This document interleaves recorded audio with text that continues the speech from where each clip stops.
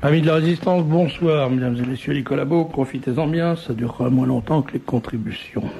C'est comme ça qu'il faut dire. T'as qu'à croire, Grégoire. Ouais, on les aura. Écoutez, on va pas perdre de temps, on va commencer par une grande nouvelle.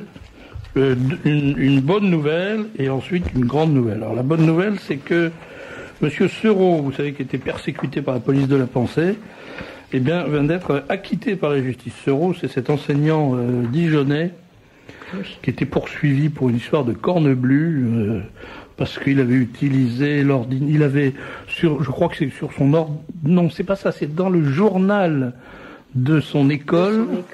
Il avait évoqué le déferlement des hordes M. point de suspension. Des ordres M. point de suspension. Ah oui, voilà. Parce que si je dis musulman, je me rends coupable d'un délit. Alors je dis M. point de suspension, je fais gaffe quand même, on n'est pas des bêtes. Eh bien, il va être acquitté par le tribunal correctionnel, M. Seurat. Et toc, je peux vous dire que les crasseux, ils font une triste mine. Et les rapistes. Alors, maintenant, la grande nouvelle, et ça, je vais laisser au général Dièvre, qui est parmi nous, qui est en face de moi, et qui joue ce soir le rôle de porte-parole de l'association SOS Tout Petit, mais ce soir seulement. Je vais lui demander d'annoncer cette nouvelle, puis après on va en parler. Bien, la nouvelle dont vous avez, je pense, la primeur, c'est que le docteur Dor est actuellement à la Nonciature à Paris pour demander au Vatican l'asile politique. Cette nouvelle, je l'ai depuis le milieu de l'après-midi, et c'est la situation qui existait quand j'ai quitté mon domicile vers 17h15. Je n'en sais pas plus, je ne sais pas comment a été reçue sa demande, mais je sais pas. Alors, je peux vous aider à avoir un peu plus d'informations, parce que j'ai eu au téléphone Jeanne Smith, de Présent, qui accompagnait le docteur Dor dans cette entreprise. Donc le docteur Dor, comme vous le dites, s'est rendu à la Nonciature en début d'après-midi pour demander officiellement l'asile politique, en disant qu'il se considérait comme réfugié politique puisqu'il était persécuté en France pour ses opinions, son combat en faveur de la vie. Il a été reçu par plusieurs fonctionnaires ecclésiastiques, et pour finir par le nonce apostolique auprès de l'UNESCO, je crois. Et tous ces gens-là lui ont expliqué que ils étaient bien embêtés parce qu'ils étaient tout cœur avec lui, bien entendu, mais que la situation de réfugié politique n'était pas applicable à son cas, puisqu'il est en infraction à l'égard d'une loi française. Et donc, quand on est en infraction, d'après ces monsignors, quand on est en infraction à l'égard d'une loi de son pays, on ne peut pas être considéré comme un réfugié politique. Alors que moi, je croyais justement que c'était ça un peu la définition du réfugié politique. En tout cas, ils sont très enquiquinés. Ils lui ont dit tous qu'ils considéraient que son combat était très intéressant et il avait tout leur appui moral, mais qu'ils pouvaient pas les garder. Ils pouvaient pas le garder parce que, d'autre part, a dit, puisque c'est Jeanne qui me racontait ça, donc je ne peux qu'y accorder un crédit absolu, a dit le nonce, la France ne reconnaît pas l'asile politique. Ce qui est quand même absolument superbe. C'est une nouvelle. Oui. Enfin, comme moi, il y a longtemps que je pense que tous ces curés-là nous prennent pour des pélicans. Je sais que mon ton, peut-être un petit peu vigoureux parfois à l'égard des évêques, archevêques, cardinaux et autres monsignors, me vaut les foudres de l'auditorat et du lectorat du Libre Journal. Mais là, quand même, je crois qu'on arrive au bout du bas du banc et qu'on peut difficilement aller plus loin dans la canaillerie hypocrite et le grotesque. Alors, on en est là. Le problème, c'est que pour autant que je sache, au moment où j'ai eu Jeanne Smith au téléphone, le docteur Dor, qui a l'implacable force des faibles, était accroché à son fauteuil et était en train d'expliquer à ses monsignors que s'ils voulaient pas lui accorder l'asile politique au Vatican, ils allaient être obligés de le faire saisir par la police dans les locaux de la Nonciature. Donc on est dans la situation à l'heure actuelle où il risque d'y avoir une complicité de fait entre l'Église conciliaire et la police de l'État avorteur socialo-chiracien pour foutre en prison le docteur Dor pour occupation illégale de Nonciature, de la même manière qu'il est poursuivi par le procureur Dumaret. Alors là, je vous invite à retenir son nom à celui-là, parce que le jour du grand soir, il faudra quand même pas l'oublier, le procureur Dumaret, qui a réclamé 8 mois de prison ferme contre le docteur Dor, en disant que son action, sa délinquance, était aussi coupable, voire plus, que la délinquance de certains jeunes des banlieues, à l'égard de laquelle on accuse faussement la justice française de faire preuve de laxisme. Et moi, je crois que quand on est dans un pays, dans un système de gouvernement et de pensée, où des diplomates du Vatican refusent leur aide à un militant de la vie, un sauveteur d'enfants qui ne fait qu'exécuter les ordres du pape, puisque le pape a dit très clairement qu'il fallait combattre l'avortement. Bien.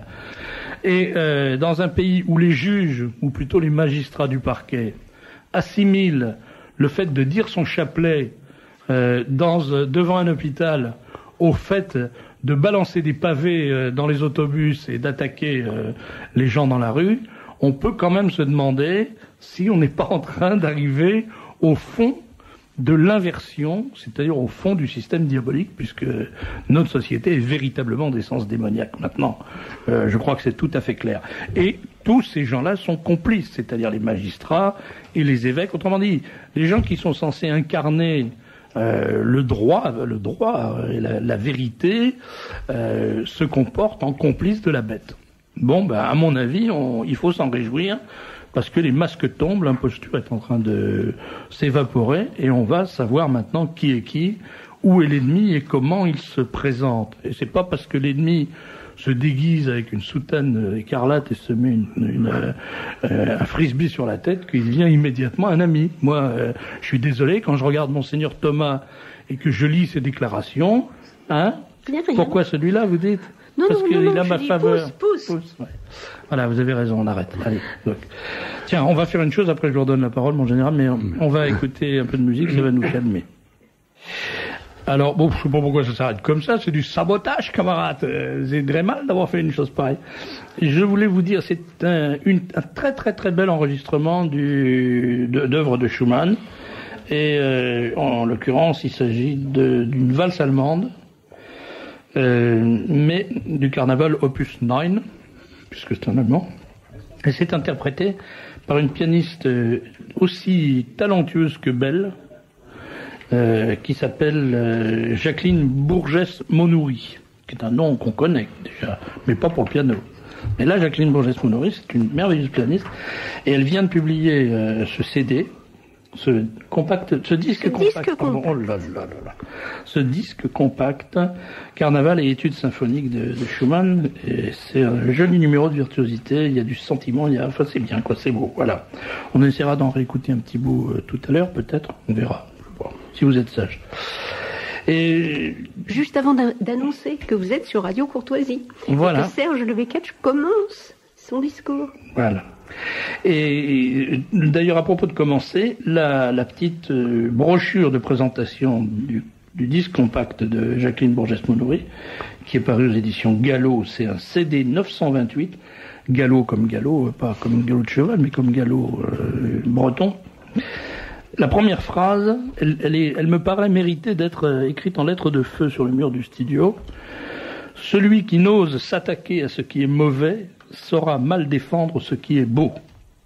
C'est une phrase de monsieur Schumann, quand il avait 23 ans.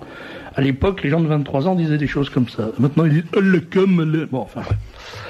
Voilà. Et puis après, ils font curer. Si, ils font curer. Vous voulez venir? Venez. Alors écoutez, venez à la messe à Saint-Vincent-de-Paul si vous voulez rigoler de temps en temps. Alors là, je veux dire, oh là là là là. Enfin bref, on n'est pas là pour dire du mal. Parmi les invités de ce soir, ça sera une soirée extrêmement politiquement incorrecte, parce que Alain Pascal, que vous connaissez, qui est l'auteur de La trahison des initiés, et qui participe maintenant à mes émissions. Vous commencez à bien le connaître, la semaine prochaine il sera plus là. Mais oui, c'est la dernière de cette série. C'est la dernière. Il fait ses adieux à la scène. C'est dommage parce que je bois vos paroles en direct. Et je dois dire que vraiment vous m'avez fait passer un trimestre extraordinaire, que votre émission est exceptionnelle. Oui, je ne devrais pas le dire parce que heureusement, toutes les radios devraient programmer des émissions comme la vôtre. Elles sauvent l'honneur du journalisme. C'est gentil ça. Pourquoi vous le virez? Non, je ne veux pas, c'est lui qui retourne. Non, je m'absente quelques mois de Paris. Voilà. Il trouve que comme la saison devient un peu fraîche, il va descendre sur la Côte d'Azur. Il n'est pas fou, ce là. Alors, il a invité donc Pascal Bernardin, qui est l'auteur d'un livre très politiquement incorrect, Machiavel pédagogue, et c'est de nature à rassurer les populations que Pascal Bernardin ait écrit ce livre, parce que c'est un ancien élève de l'école polytechnique, et ancien prof de maths en plus. Alors, élève défroqué, élève de l'école polytechnique défroqué. oui, mais enfin, vous avez péché. C'est moins grave que l'ENA, mais c'est quand même pas terrible. Et puis ça rapporte moins que pour ces chaussées. Hein? Ouais, ah oui, que le corps des ponts et chaussées. Mais ah, beau métier. Politiquement incorrect aussi de parler du corps des ponts et chaussées. Mais non, on n'en parlera pas d'ailleurs, je dis simplement ça. Alors on parlera de Machiavel pédagogue. Mais avant, je voudrais revenir au général Dièvre, donc qui va nous expliquer ce qui va se passer maintenant, enfin la situation du docteur Dor, qu'il soit considéré finalement comme réfugié politique par l'État du Vatican, ou qu'il soit livré à la police avorteuse, la police de l'État avorteur par les services du Vatican, de toute façon, il sera indisponible pendant un moment. Comment va comme on dit maintenant, gérer cette absence?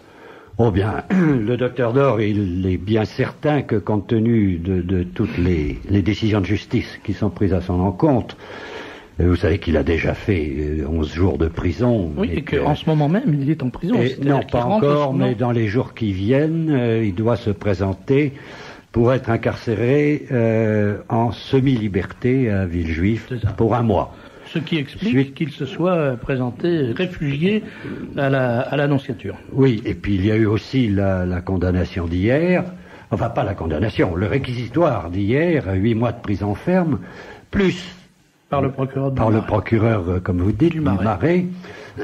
J'assistais à l'audience et le procureur du Marais avait demandé au tribunal l'incarcération immédiate du docteur Dor, il n'a pas été suivi, et il a également demandé le retrait des sursis dont bénéficie le docteur Dor pour d'autres affaires. Ce qui fait que s'il était suivi, ce serait pas 8 mois de prison qu'il aurait à faire, mais 20 ou 30 mois de prison, étant donné qu'il a 11 affaires en cours ou déjà jugées. Si vous me permettez, mon général, de faire une petite comparaison. Vous nous dites que là, le docteur Dor devrait passer donc pratiquement 1 an en prison. Oui, peut-être plus. Voire plus. Si le réquisitoire était suivi. Pour avoir participé à des opérations de terrorisme par la prière. Voilà. À 150 mètres des hôpitaux. Bon. Ouais. Je voudrais, pour donner une idée de la façon dont fonctionne la justice française, faire état d'un jugement qui a été, non, c'est pas un jugement, comme on dit, enfin d'une condamnation qui a été portée il y a 2-3 jours contre une femme de 36 ans. Mettez les mains sur les oreilles des enfants. Une femme de 36 ans qui prostituait son petit garçon de 14 ans à un voisin pédophile de 56 ans. Depuis longtemps. Cette femme a été arrêtée, elle a été condamnée à 1 an de prison. Donc c'est moins grave dans le régime de l'État avorteur de prostituer son fils que de prier devant un hôpital. Quand je vous dis qu'on est au cœur de l'inversion démoniaque, vous voyez que je vous raconte pas de calembredaine. Voilà, donc je vous rends la parole. Oui, je crois que j'ai à peu près tout dit, sinon que la prison qu'a faite ce mois-ci, enfin au mois de novembre, le docteur Dor était doublement illégal, puisque le préfet avait interdit la manifestation au cours de laquelle il a été arrêté, contrairement à une décision de justice qui précisément interdisait au préfet d'interdire, si j'ose dire, en disant que la liberté de manifestation est la règle absolue et qu'une contre-manifestation ne peut en aucun cas justifier une interdiction. Et le préfet est passé outre, a interdit la manifestation et la police a arrêté le docteur Dor pendant que 35 personnes autour de lui récitaient le chapelet sur un trottoir à 150 mètres de l'entrée de l'hôpital. Alors, Général Dièvre, je vais certainement blesser votre modestie naturelle, mais je suis quand même obligé d'en parler parce que les auditeurs sont fondés à se poser la question des raisons de votre présence ici, en dehors du fait de parler du sujet que vous évoquez. Ceux au moins qui vous connaissent pas, parce que beaucoup d'auditeurs vous connaissent puisque vous avez déjà participé à des émissions, notamment au Journal des Scouts, puisque vous êtes ancien commissaire général des Scouts d'Europe. J'ai été commissaire général et président de l'association française. J'ai surtout été commissaire fédéral, c'est-à-dire responsable pour l'ensemble de l'Europe. Et j'ai exercé surtout mes talents dans les pays de l'Est pour relancer un scoutisme catholique à partir de 90. Et accessoirement, je ne crois pas me tromper en me disant que vous êtes également un repris de justice. Je suis un condamné de droit commun, à 6 mois de prison avec sursis et une lourde amende que je ne peux pas payer. Oui, non, moi non plus, aussi j'ai des amendes que je ne peux pas payer. Donc là, comme je n'ai jamais vu qu'on tombait un œuf, vous avez été arrêté aussi devant Notre-Dame, j'ai été arrêté 2 fois ces temps derniers, avec le docteur Dor, mais moi ils ne m'ont pas gardé, ils ont vérifié mon identité le 8 novembre. Quelle tête a fait le policier qui a relevé votre identité? Alors là, il n'a pas fait de tête particulière, mais je peux vous dire que la deuxième fois, c'était devant Notre-Dame, quand l'archiprêtre, là où le recteur, je sais pas comment on l'appelle, de Notre-Dame, nous a fermé les grilles au nez en nous laissant cueillir par la police. Nous avons été 97 personnes arrêtées. Et le policier qui a vérifié mon identité m'a simplement dit « Mon général, c'est un combat qui vous honore ». Et ça, je l'ai pris pour un compliment qui m'est allé droit au cœur. Heureusement que personne ne l'a entendu dire ça, parce que sa carrière était Vous êtes un général bien connu des services de police, alors oui, ce qui vous vaudra sûrement l'indulgence des tribunaux dans un temps futur. Non, mais par ailleurs, je n'ai aucune agressivité contre la police. J'entends pouvoir mener le combat pour la vie. Non, mais les policiers ne font strictement qu'exécuter les ordres de leur chef. Exactement comme en 42, 43. Et généralement, les policiers exécutaient les ordres des chefs. D'ailleurs, à notre égard. Et le procureur du Marais s'est fait exactement comme les magistrats de cette époque. Lui, je veux qu'il en a rajouté. Oui, mais enfin, il applique les ordres de la chancellerie et du parquet. Et comme d'ailleurs, les magistrats de Vichy appliquaient les ordres de la chancellerie et du parquet. Les gendarmes aussi. Enfin, le système fonctionne bien. L'État, les députés votent des lois. Donc c'est le législatif. Des lois qu'on leur prépare. Des lois qu'on leur prépare bien dans entendu. un endroit que vous savez où, bien entendu. Et ensuite, les magistrats, les policiers, les gendarmes, tout ça, appliquent ces lois. Enfin, on est dans un ordre, ce qu'on appelle, comment ça s'appelle déjà ? L'ordre républicain et l'état de droit. L'état de droit, voilà. Oui, mais donc, dans l'état... Encore que ce soit pas toujours aussi net que ça, parce que moi, quand j'ai été jugé à Lyon, le procureur de la République a dit à la Cour, ces gens-là sont parfaitement honorables, il est reconnu par tous que l'embryon est de nature humaine, et par conséquent, vous devez tenir compte de la modification, et c'était en appel, je vous demande de renoncer aux peines de prison qui ont été prononcées en première instance. Sans quoi il n'a pas été suivi. Oui, mais enfin, il l'a dit. Bien sûr. Parce que la parole est libre pour un procureur. Et la plume est serve. Voilà. Pouvez-vous donner l'orthographe du nom du procureur dont vous parlez? Du Marais, c'est D-U-M-A-R-E-T-S. C'est un auditeur qui le demande. Oui. Et on peut lui écrire où, à votre avis? Au tribunal de Versailles. Tribunal de Versailles. On peut toujours lui faire connaître. On est dans un pays de liberté. Si on a des compliments particuliers à lui adresser, il ne faut pas le gêner. Je sais que parmi nos auditeurs, qui ne sont d'ailleurs pas adhérents, ceux-là, j'en suis certain, il y a beaucoup d'avortueurs ou de défenseurs de l'avorturie. Donc, si vous voulez écrire au procureur du Marais, mes chers camarades, vous ne vous gênez pas. Je signale d'ailleurs que sur le Minitel, il y a un net assèchement des injures, et ça m'ennuie beaucoup, vous rapport aussi. Je vous rappelle que sur 3615 Libre Journal, vous pouvez m'injurier moyennant 2,23 francs la minute.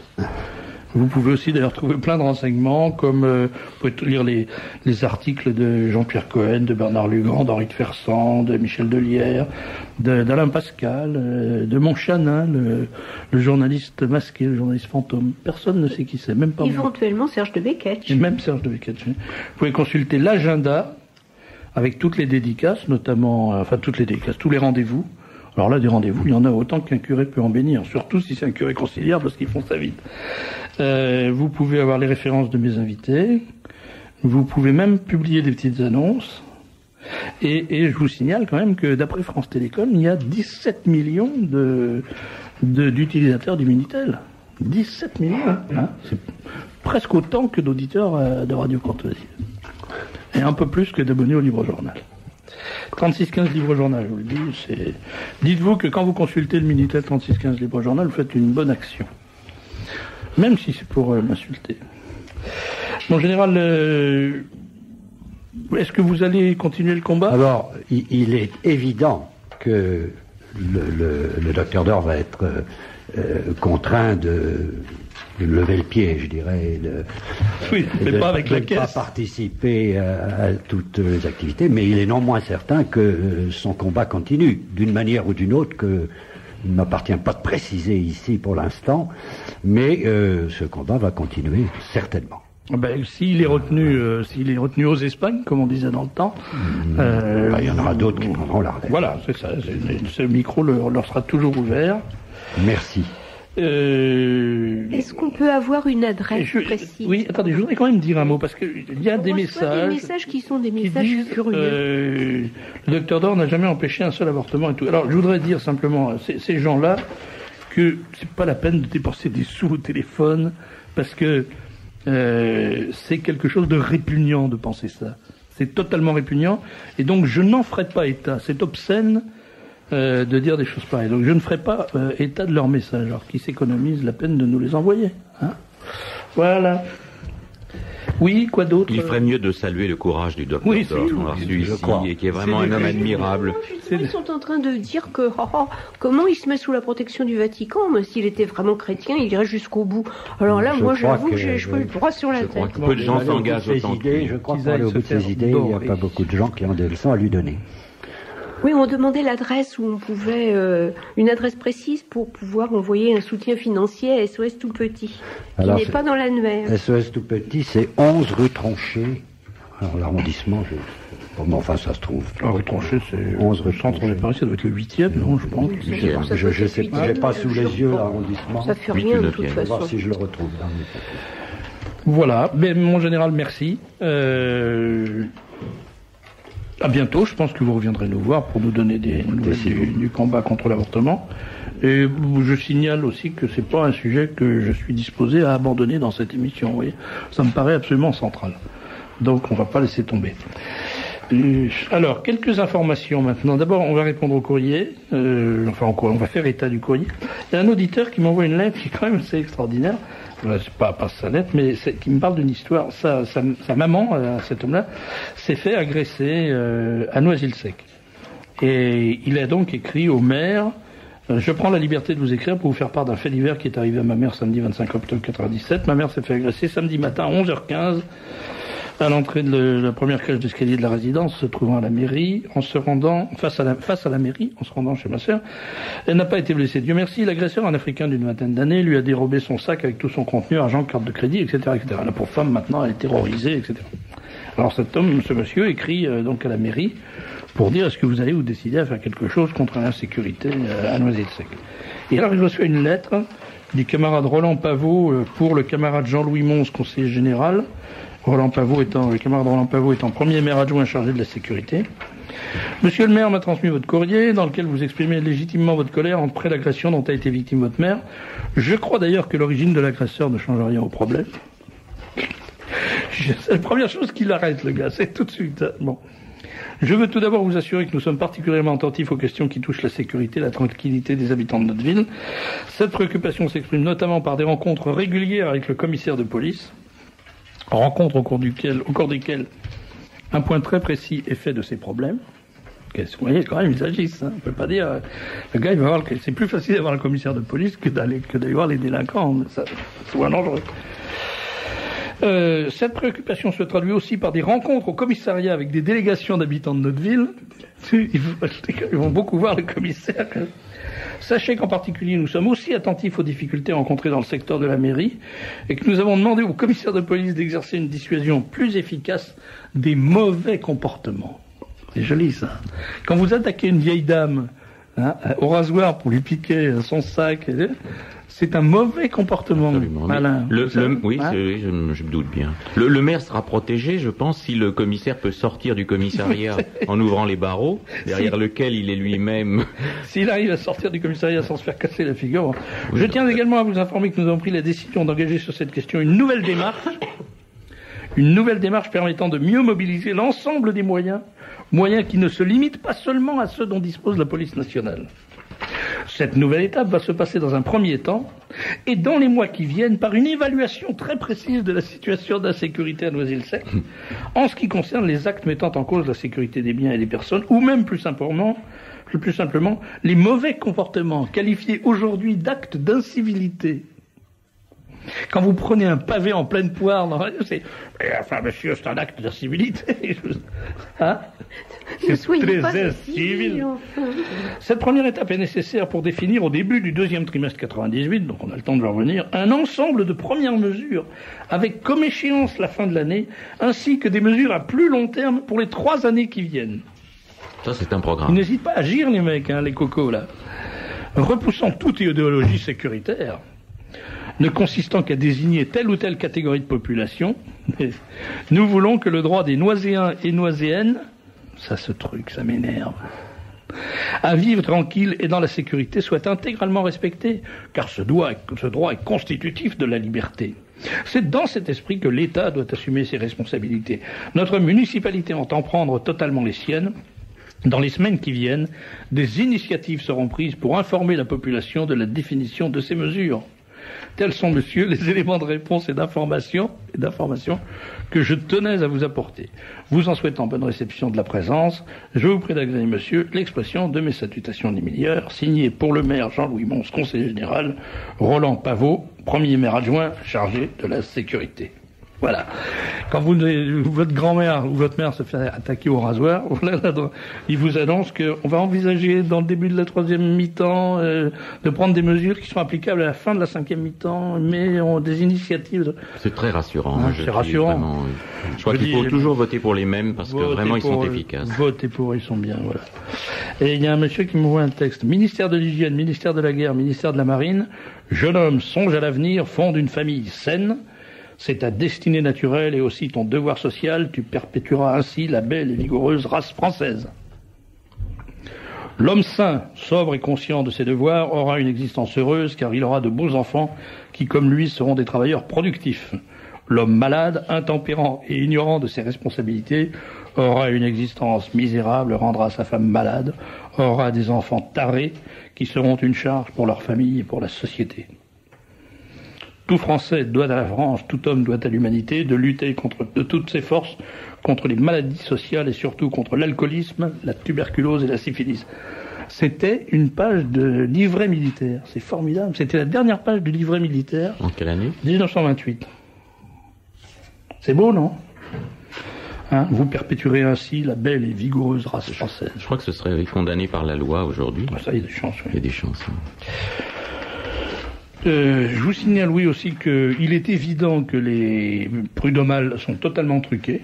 Totalement. C'est un scandale invraisemblable. On peut même pas énumérer les manquements. J'ai un message, quelqu'un me dit « Je me suis rendu ce matin au bureau de vote pour les élections prud'homales à Neuilly.